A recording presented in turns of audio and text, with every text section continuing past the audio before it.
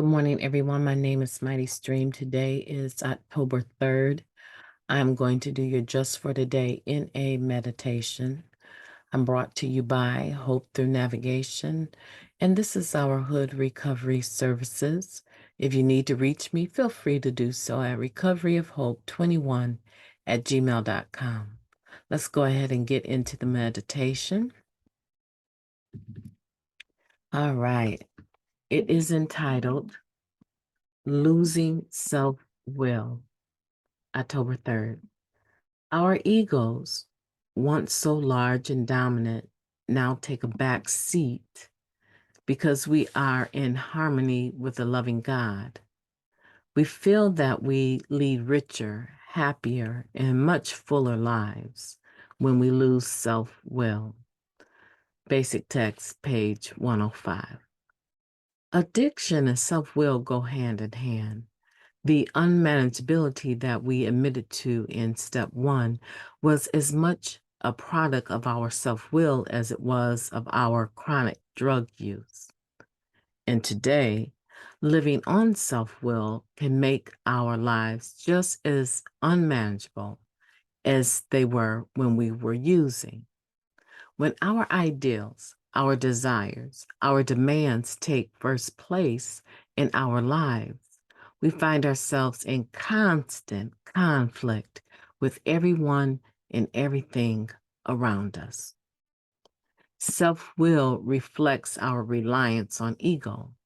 The only thing that will free us from self-will and the conflict it generates in our lives is to break our reliance on ego, coming to rely instead on the guidance and power offered us by a loving God.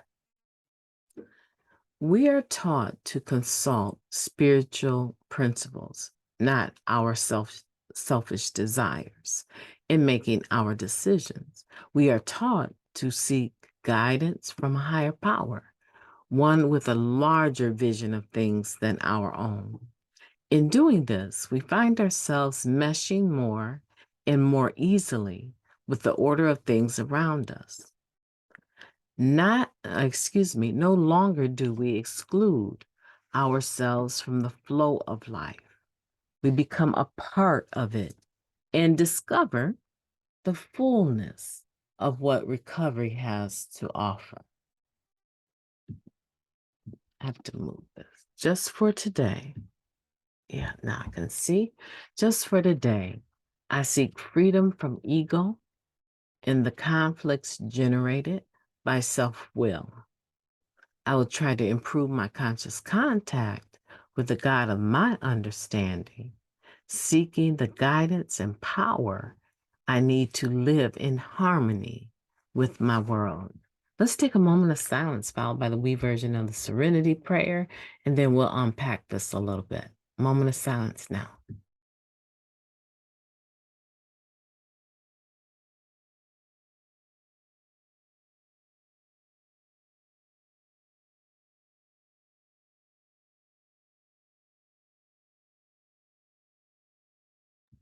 God, grant us the serenity to accept the things we cannot change, the courage to change the things that we can, and the wisdom to know the difference. Just for today, please and thank you. You know, I really appreciate this meditation today because I know that even today, if I'm not careful, my ego can still be very large and still be very dominant. I prefer that it takes a back seat to God, right? To a loving God, to allow me to be in harmony with God's will. Because see, one thing I know, and I'm pretty sure that you might agree, is that when I'm operating in self-will, no one else matters. And I'm really good at pretending that they matter, right? I've learned through childhood how to manipulate emotions, right? And one way that I learned was to make a person feel like they're the most important person in the room or in your life, right? And so through those traits of manipulation and lying and cheating, things that equate with self-will, excuse me, I'm still yawning. Things that equate with self-will, through doing those things, that made certain that I didn't feel, like I was, um, and I don't say I didn't feel like I was doing anything wrong. In the back of my head, I pretty much knew that the whole end of the game was to get what I wanted. And that in itself is wrong if it means that you got to crawl over and stump over other people, lie, pull them into your schemes, and they don't even know they're in the scheme, get mid-scheme and get caught by somebody, and then you got to kind of force them to finish their lie, their part, because they didn't know that they were supposed to even be a part of your, scheme. Yeah, so I hurt people, and I'm sure that you did too, um, in the pursuit of, obviously, self-will. So we have to take this seriously. We can't, continue to be in recovery. Well, we can continue to be in the rooms of recovery and say we're recovering, but it's a lie if we're continuing to pursue, um, self-will, our ego, what we want, and not taking into consideration those people around us. But beyond just considering those people around us, right? My first consideration is my relationship with God. My spirituality, my ability to feel like, when you lied on a friend and you know that they're figuring it out that you're being dishonest, how hard it is to look them in their eye.